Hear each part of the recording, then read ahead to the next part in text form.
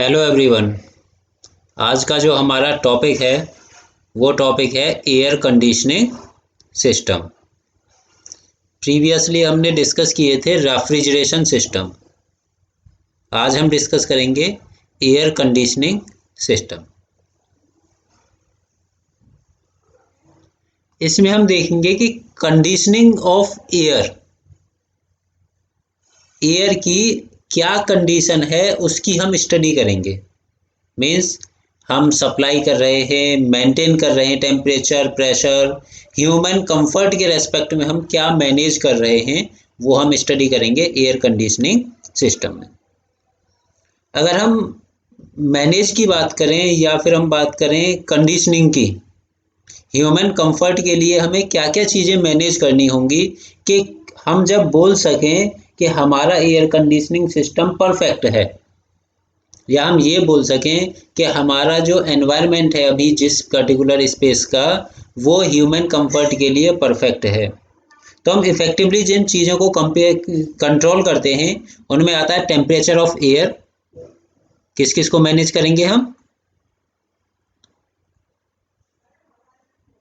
Temperature of air, air के temperature को, क्योंकि हम किसे कंट्रोल कर रहे हैं यहाँ पर, एयर की कंडीशन चेक कर रहे हैं, तो उसमें टेम्परेचर जिसमें ह्यूमन कंफर्ट फील कर सके, टेम्परेचर ऑफ एयर को मैनेज करना होगा। ह्यूमिडिटी एयर की,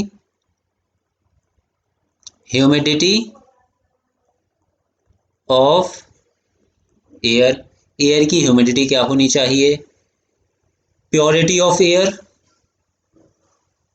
प्योरिटी ऑफ एयर, एयर की प्योरिटी को देखेंगे कि एयर प्योर है या नहीं है, डस्ट पार्टिकल है या नहीं है।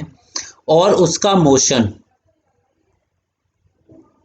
मोशन ऑफ एयर, एयर का मोशन कैसा है।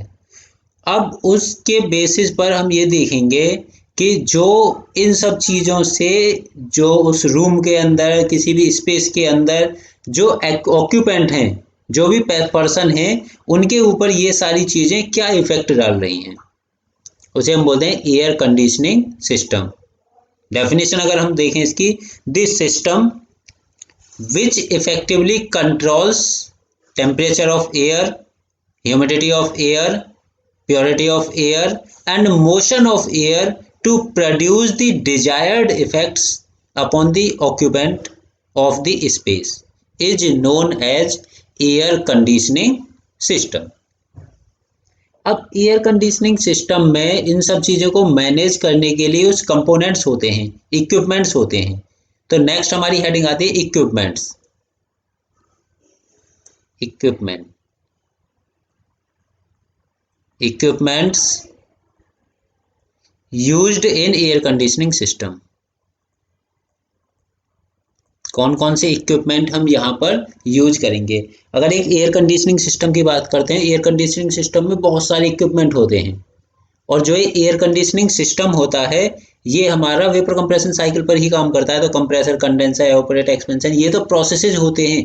बट कौन कौन से हम फिजिकल इक्विपमेंट दिखते हैं जो यूज करते हैं हम, जिनकी वजह से ये सारे प्रोसेसिंग होती है, कंडीशनिंग होती है एयर की।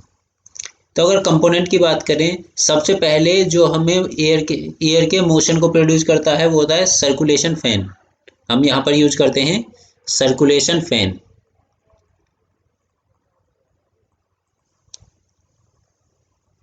Circulation fan.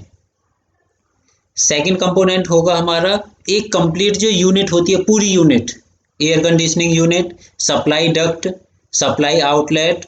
तो जिससे एयर को हम सप्लाई करते हैं, सप्लाई डक्ट, सप्लाई डक्ट, जिससे एयर की सप्लाई की जाती है। Supply outlet, supply outlet, supply outlet की हेल्प से उस एयर को उस पर्टिकुलर स्पेस में भेजा जाता है जिस स्पेस को हम मेंटेन कर रहे हैं, जिस स्पेस की एयर कंडीशनिंग कर रहे हैं। और वहाँ से फीडबैक सेंसिंग के लिए एक आउटलेट लगाते हैं हम, जो एयर को वापस लाता है सिस्टम के अंदर, जिसे बोलते हैं return outlet. Return outlet. Return outlet के बाद जब एयर हमारे पास आ रही है रिटर्न होके, या हम एनवायरनमेंट से सक कर रहे हैं सप्लाई डक्ट की हेल्प से, सप्लाई डक्ट से जो एयर आ रही है, अब उस एयर में कुछ डर्ट पार्टिकल्स होते हैं, तो उन्हें रिमूव करने के लिए हम फिल्टर यूज करते हैं, फिल्टर्स। और इन सभी का जो कॉम्बिनेशन होता है उसे हम बोलते हैं एयर कंडीशनिंग यूनिट, जिसके अंदर ये सभी इनबिल्ट रहते हैं। वो होता है हमारा एयर कंडीशनिंग यूनिट। इस एयर कंडीशनिंग यूनिट में ये सभी लगे रहते हैं।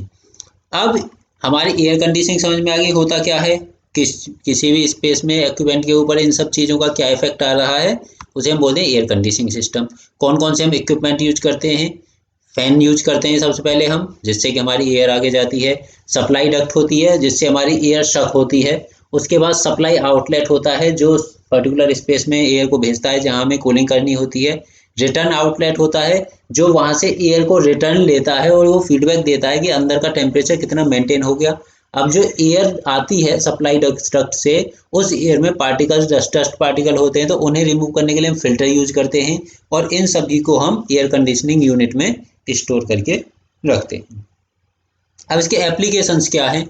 Applications of air conditioning system.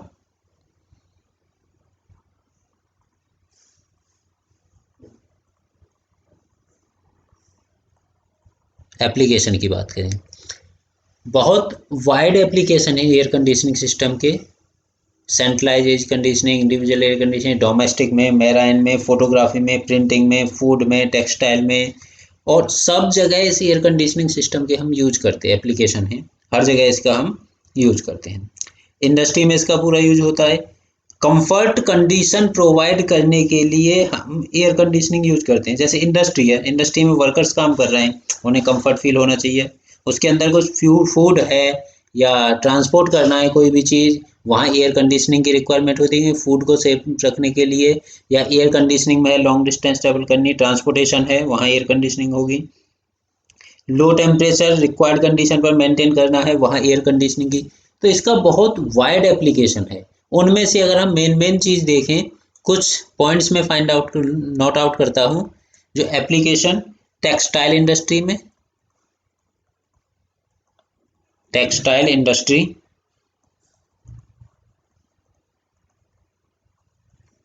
Second one is photographic industry,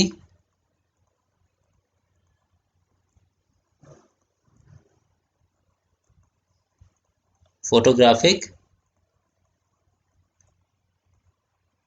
industry, third one is printing industry, printing industry, fourth one is food industry.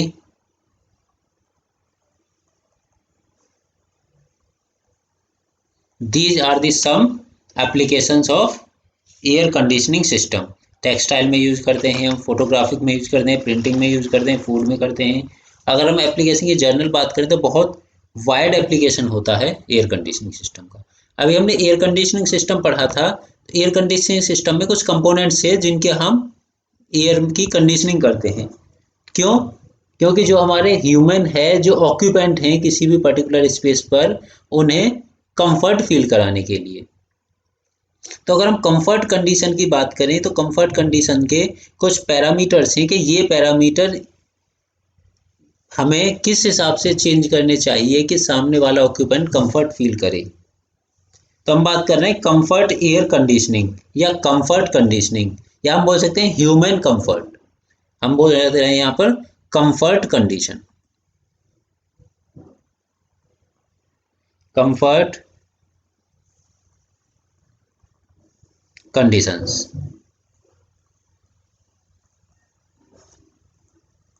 Comfort condition या human comfort, हम इसे ह्यूमन कंफर्ट भी बोल सकते हैं कि ह्यूमन कंफर्ट के लिए क्या क्या रिक्वायर्ड है एयर कंडीशनिंग सिस्टम में। Comfort conditions, comfort air conditioning. अब ह्यूमन कंफर्ट के लिए कुछ पैरामीटर्स होते हैं जो ह्यूमन को कंफर्ट फील कराते हैं कि ये पैरामीटर्स किस हिसाब से वेरी होने चाहिए। अब ह्यूमन का जो कंफर्ट होता है साइकोलॉजिकली, कैसा फील कर रहा है वो, और साइकोलॉजिकली माइंड के हिसाब से और फिजिक के हिसाब से, फिजिकली लॉजिकली फिजियोलॉजिकली।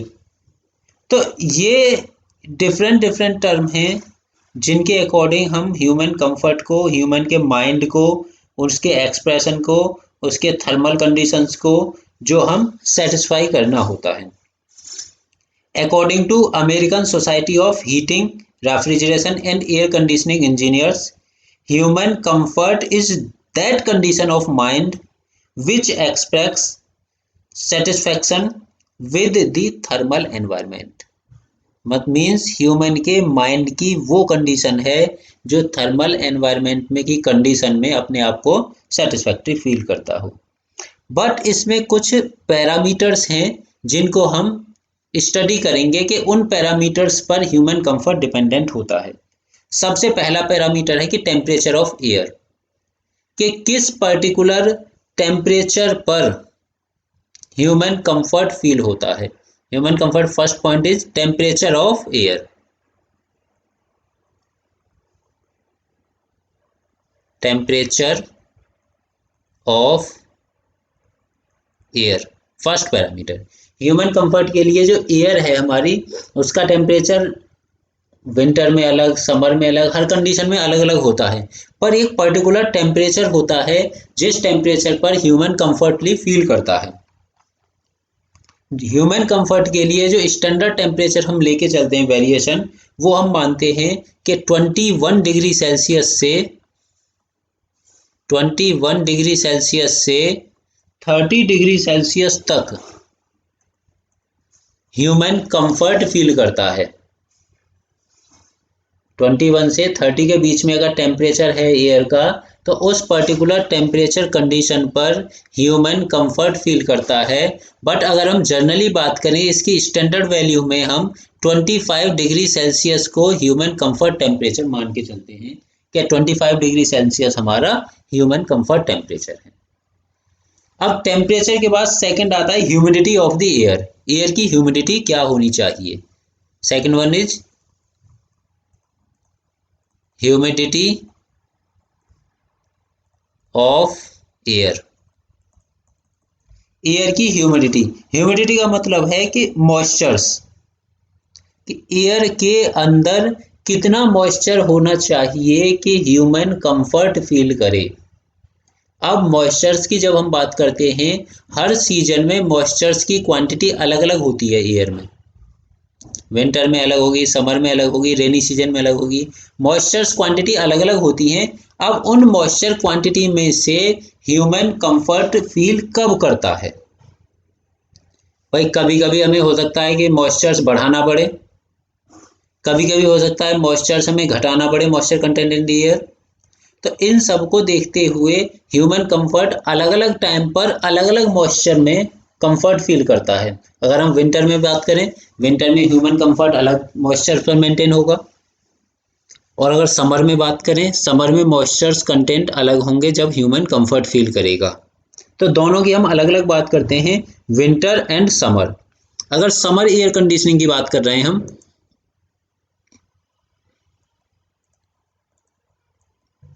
अगर हम समर एयर कंडीशनिंग की बात कर रहे हैं, तो समर एयर कंडीशनिंग में जो रिलेटिव ह्यूमिडिटी है, ह्यूमन मॉइस्चर कंटेंट, जो ह्यूमिडिटी होती है, मॉइस्चर कंटेंट हम डिफाइन करते हैं रिलेटिव ह्यूमिडिटी से। जो हमारी रिलेटिव ह्यूमिडिटी है should not be less than 60%।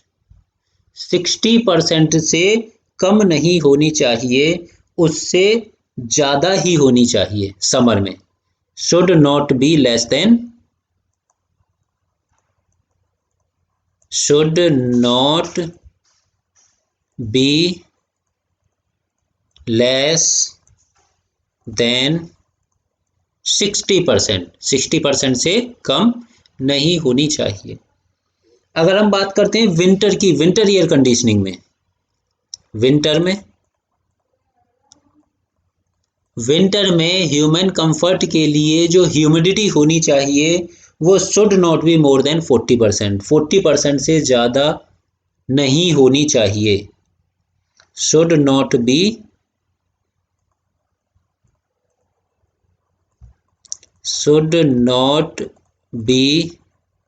More than 40%। तो ये ह्यूमिडिटी हो गई कि समर में 60% से कम नहीं होनी चाहिए, विंटर में 40% से ज़्यादा नहीं होनी चाहिए। नंबर थर्ड पॉइंट की अगर हम बात करें, फर्स्ट हो गया टेम्परेचर ऑफ एयर, सेकंड हो गया humidity of air, third is purity of air. Purity of air, air कैसी होनी चाहिए? जो हमारे एनवायरनमेंट है, जो एनवायरनमेंट में एयर है उसमें डस्ट डर्ट पार्टिकल बहुत ज़्यादा होते हैं, अदर इम्प्योरिटीज होती हैं, वो क्या होता है कि वो ह्यूमन के लिए हार्मफुल होती हैं। तो अगर बहुत ज़्यादा डस्ट है वहाँ पर आप हो तो आप कंफर्ट फील नहीं करोगे। तो कंफर्ट फील करने के लिए जो हमारे पास डस्ट डर्ट पार्टिकल्स हैं उन्हें रिमूव करना ज़रूरी है। तो एयर हमारे पास जो होनी चाहिए कंफर्ट कंडीशन के लिए, वो air free from dust particles and other impurities होनी चाहिए। और इसके लिए क्या करते हैं हम? फिल्ट्रेशन करते हैं, एयर का क्लीनिंग करते हैं, एयर की प्योरिफिकेशन करते हैं। तो प्योरिटी ऑफ एयर में क्या नहीं होना चाहिए हमारे पास? Free from dust and other impurities. Air is free from dust and other impurities। Dust और अदर इम्प्योरिटीज से फ्री होनी चाहिए। उसके लिए हम क्या करेंगे? Proper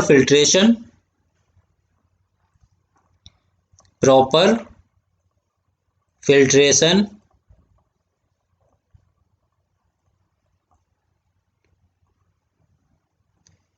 cleaning and purification.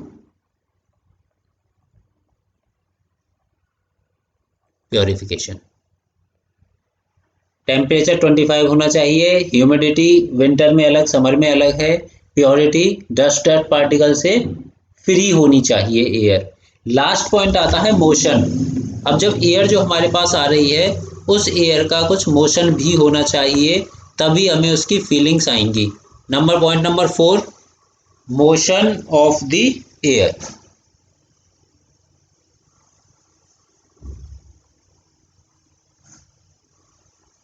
Motion of air, air का मोशन। अब जो हमारे पास एयर आती है, ऐसा ना हो कभी तो एयर की वेलोसिटी बहुत ज़्यादा है, मोशन, कभी एयर का मोशन नहीं है, ऐसा नहीं होना चाहिए। जो एयर का मोशन है वो थ्रू आउट द स्पेस, पूरे स्पेस में इक्वली डिस्ट्रीब्यूटेड होना चाहिए। ऐसा नहीं होना चाहिए कि किसी पर्टिकुलर स्पेस पर मोशन बहुत ज़्यादा हो, किसी पर्टिकुलर स्पेस पर मोशन बहुत कम हो। तो जो मोशन होना चाहिए वो क्या होना चाहिए? Equal distribution of motion. जो एयर है उसका motion equal distribution of air.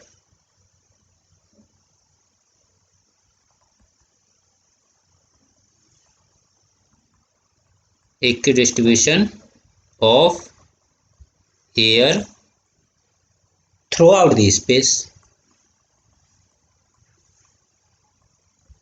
Through out the space. Through out the space air का क्या होना चाहिए? इक्वल डिस्ट्रीब्यूशन होना चाहिए। तो ह्यूमन कंफर्ट के लिए ये 4 कंडीशंस थी, ये 4 मेन पॉइंट थे। Temperature of air 25 degree Celsius पर ह्यूमन कंफर्ट फील करता है। ह्यूमिडिटी ऑफ एयर समर में ग्रेटर देन 60 होनी चाहिए और विंटर में लेस देन 40 होनी चाहिए humidity, moistures content in the air. उसके बाद प्योरिटी ऑफ एयर, एयर एकदम प्योर होनी चाहिए, उसमें कोई डस्ट पार्टिकल या कोई इम्प्योरिटीज नहीं होनी चाहिए। उसके लिए हमें प्रॉपर फिल्ट्रेशन और क्लीनिंग एयर को करनी पड़ेगी। And last one is motion of air. Motion of air ये है कि एयर का इक्वली डिस्ट्रीब्यूशन होना चाहिए पूरे स्पेस में। ऐसा नहीं होना चाहिए कि कहीं तो एयर का मोशन बहुत ज़्यादा है और कहीं एयर का मोशन बहुत कम है। तो ये आज का हमारा लेक्चर था जिसमें हमने एयर रेफ्रिजरेशन सिस्टम को पढ़ा है और ह्यूमन कंफर्ट कंडीशंस देखी हैं और कौन कौन से एयर रेफ्रिजरेशन सिस्टम में कंपोनेंट होते हैं और उसके बाद हमने क्या क्या एयर कंडीशन के हमारे एप्लीकेशंस हैं। नेक्स्ट लेक्चर में हम डिस्कस करेंगे साइक्रोमेट्री, जिसमें अभी हमने यहाँ ह्यूमिडिटी देखी थी, humidity, dry bulb temperature, wet bulb temperature. Psychrometry से रिलेटेड जो भी टर्म्स हैं हम उसे नेक्स्ट लेक्चर में डिस्कस करेंगे। Thank you.